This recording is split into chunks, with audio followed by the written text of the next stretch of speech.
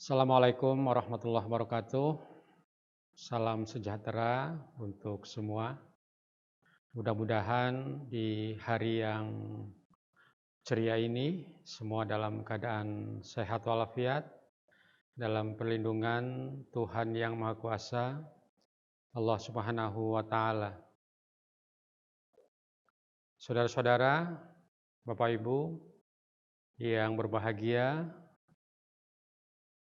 alhamdulillah hari ini saya dalam keadaan sehat juga, dan saat ini saya berada di Balai Diklat Keagamaan Banjarmasin.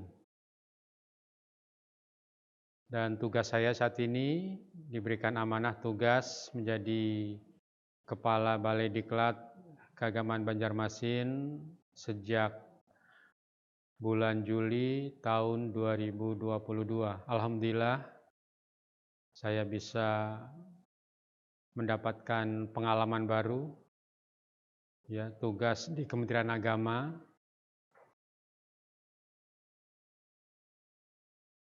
Bapak Ibu, saudara-saudara, saya Haironi terlahir di sebuah kota kecil di Jawa Tengah, di Kebumen, tepatnya tanggal 1 April 1970. Terlahir dari keluarga yang sangat sederhana, cukup atau sangat sederhana. Nah, tinggal di kampung yang jauh dari segala keramaian, segala fasilitas yang memadai. Tahun 70 belum ada listrik, belum ada teknologi sehebat sekarang. Saya lahir di lingkungan yang keluarga sederhana. Orang tua, ayah bekerja serabutan sebagai tukang batu, sementara ibu saya ingat sebagai buruh tani. Saat saya usia 12 tahun kalau tidak salah, pada saya masih SD, bapak saya meninggal. Jadi tinggal ibu saya yang membesarkan, menyekolahkan dengan segala jerih payahnya. Saya ingat pada saat sekolah, orang tua berusaha memenuhi segala kebutuhan anak-anak.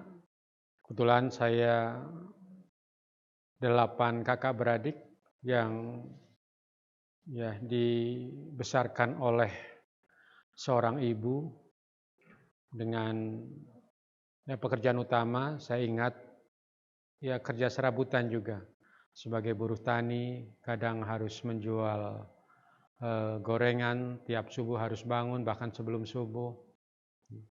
Bagaimana perjuangan orang tua saya. Alhamdulillah berkat kegigihan seorang ibu, saya dapat lulus sekolah sampai tingkat SLTA di Kebumen. Saya mencoba mengadu nasib. Saya harus membantu kehidupan orang tua, ibu saya. Saya hijrah ke Semarang.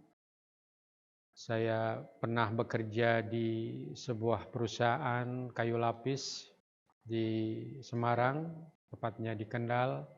Pernah juga kerja di tempat pemintalan benang kurang lebih 2 tahun. Kemudian saya hijrah ke Jakarta. Tahun 91 saya ke Jakarta, bekerja masih di pabrik juga, di perusahaan komputer, kertas komputer waktu itu di daerah Tangerang.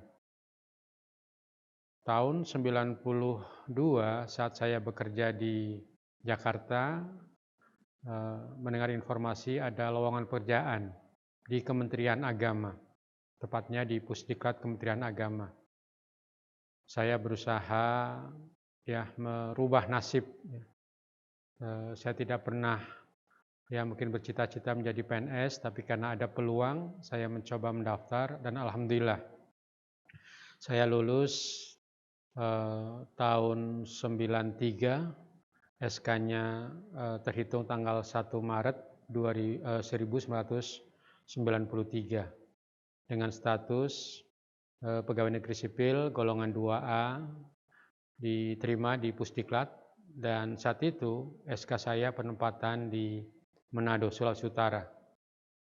Waktu itu ya keadaan belum semudah sekarang ya dari sisi transportasi dan juga informasi yang saya dapatkan. Saya sangat sedikit mendapat informasi bagaimana bisa hidup di negeri orang yang cukup jauh di Manado ya. Dari Jawa saya tidak pernah membayangkan akan diberikan tugas di luar Jawa karena saya belum pernah ke luar Jawa. Begitu terima SK, saya ya sholat istikharah, saya mohon doa kepada Allah SWT. Saya juga ya bertanya kepada orang tua, ibu saya, karena waktu itu memang tinggal ibu. Dan waktu itu ibu saya hanya berpesan dan menyerahkan kepada diri pribadi saya. Dan orang tua hanya bisa mendukung dan mendoakan.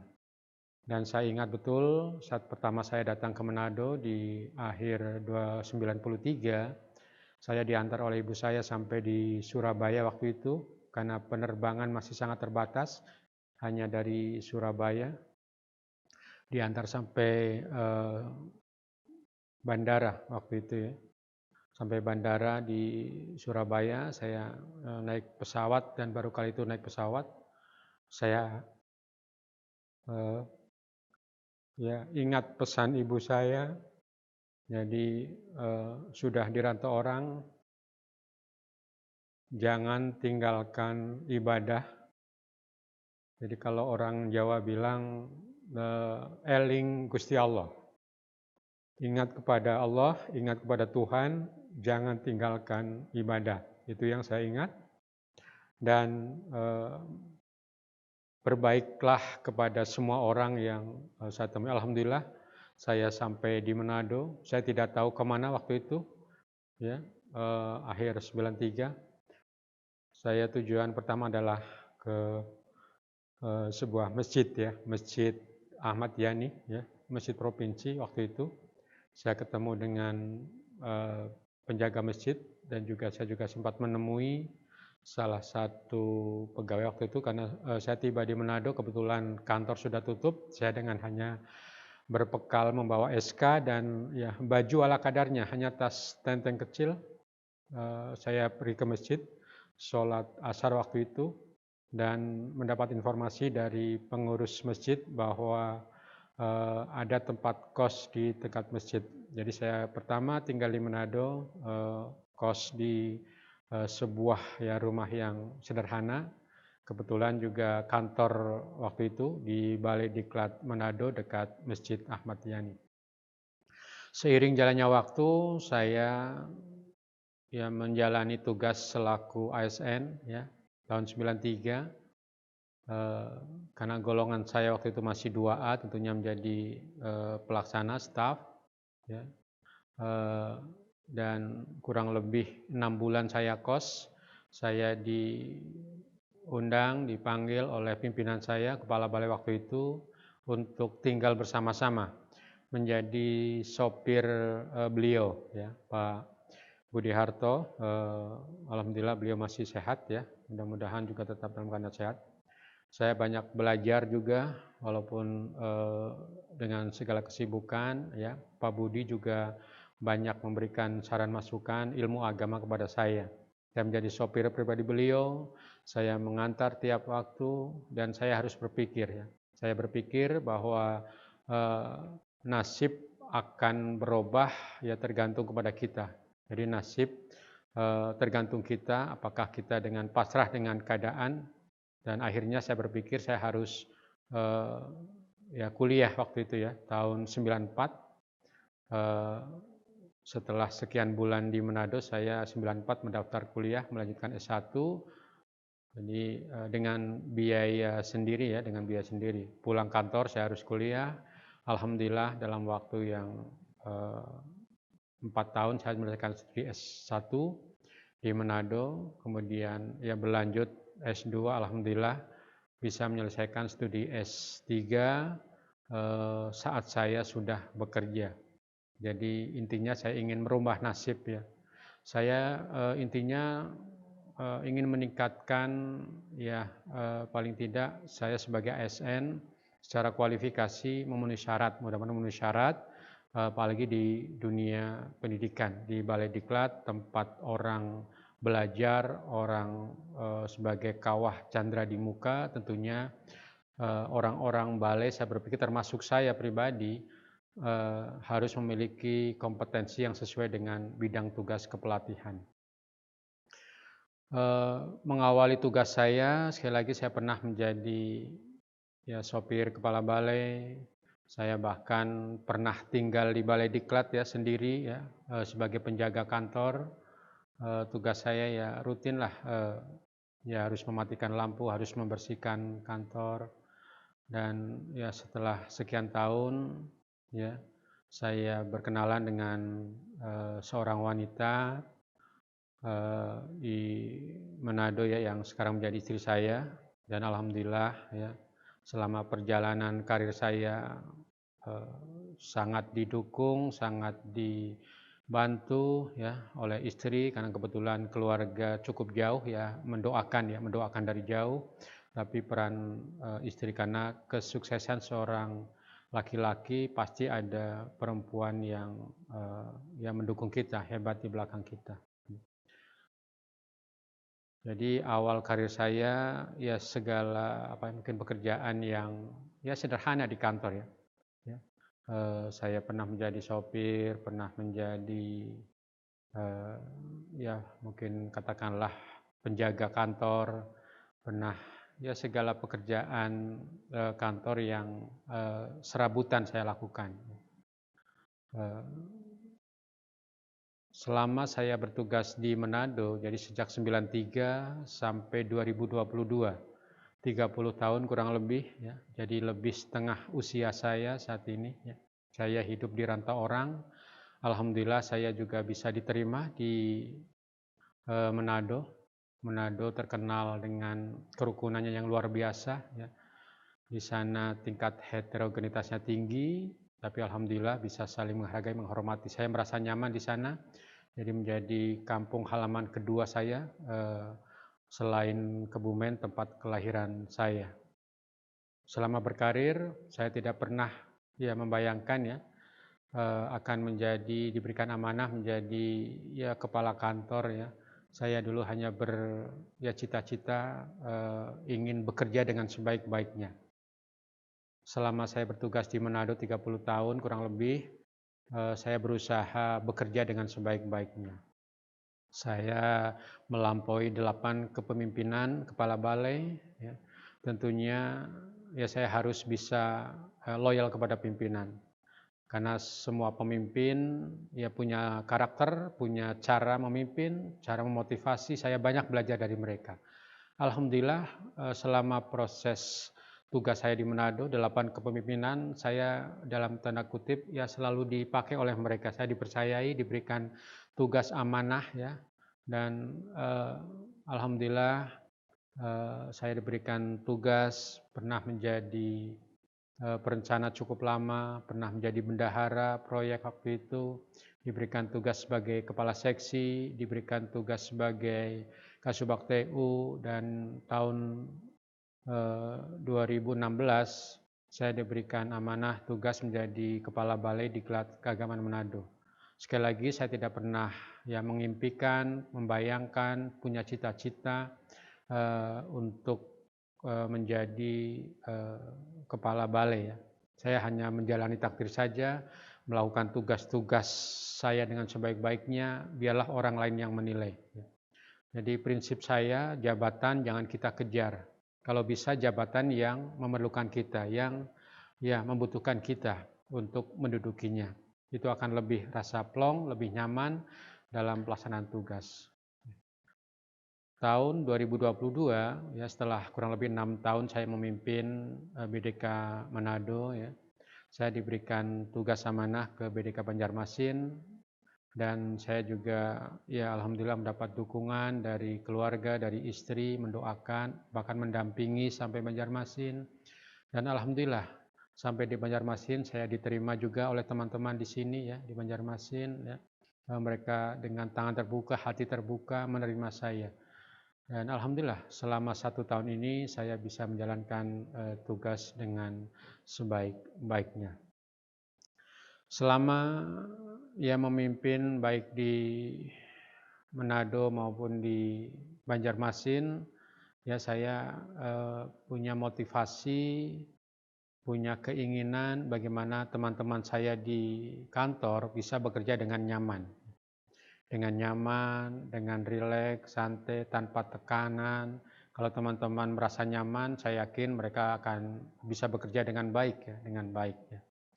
Ada prinsip saya ya mencoba ya membuat suasana kantor kondusif, nyaman, teman-teman tidak merasa tertekan. Saya mencoba merangkul dengan semua, saya dekat dengan semua, dan alhamdulillah ya selama saya di Banjarmasin sekali lagi diterima dan teman-teman juga mendukung tugas-tugas saya. Keberhasilan sebuah lembaga satker ya itu bukan keberhasilan pimpinan, tapi keberhasilan teman-teman kita, staf kita, ya mulai dari seluruhnya ya. Di lembaga pelatihan ada yang mungkin pejabat struktural, ada pejabat fungsional, widya suara, bahkan teman-teman tenaga honorer, ASN, cleaning service, semua sangat berperan. Dan itu saya mencoba dekat dengan mereka, ya, memahami ya, tugas mereka, merangkul mereka, dan alhamdulillah selama saya di Banjarmasin, ya, kegiatan bisa berjalan dengan lancar. Itu harapan saya, teman-teman bisa juga rileks, enjoy dengan tugas, dan keberhasilan sekali lagi, keberhasilan sebuah satker adalah keberhasilan mereka, bukan keberhasilan saya. Tapi kegagalan apabila sebuah satker gagal itu adalah kegagalan seorang pemimpin. Mudah-mudahan saya akan terus berusaha ya menjalankan tugas dengan sebaik-baiknya.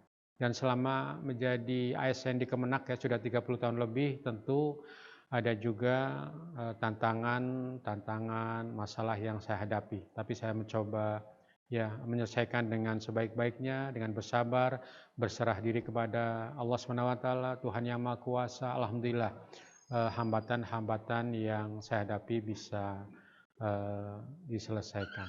Dan harapan saya ke depan ya mudah-mudahan ya lembaga pelatihan yang ada di Kementerian Agama khususnya dapat memberikan peningkatan ya kualitas, kapasitas ya dengan segala sumber daya yang kita miliki ya. Kita akan terus berusaha ya, minimal kita meningkatkan kompetensi ASN di Balai Diklat dulu. Kita sebagai kawah candra di muka, tempat berlatihnya orang-orang. Jadi karena kita sebagai dalam tanda kutip pelatih, memang seyogyanya pelatih harus lebih baik dari yang dilatih. Jadi saya juga mengajak teman-teman, mari tingkatkan kompetensi untuk bisa meningkatkan kualitas pelatihan dan tanggung jawab kita di lembaga pelatihan. Mudah-mudahan bisa kita laksanakan dengan sebaik-baiknya.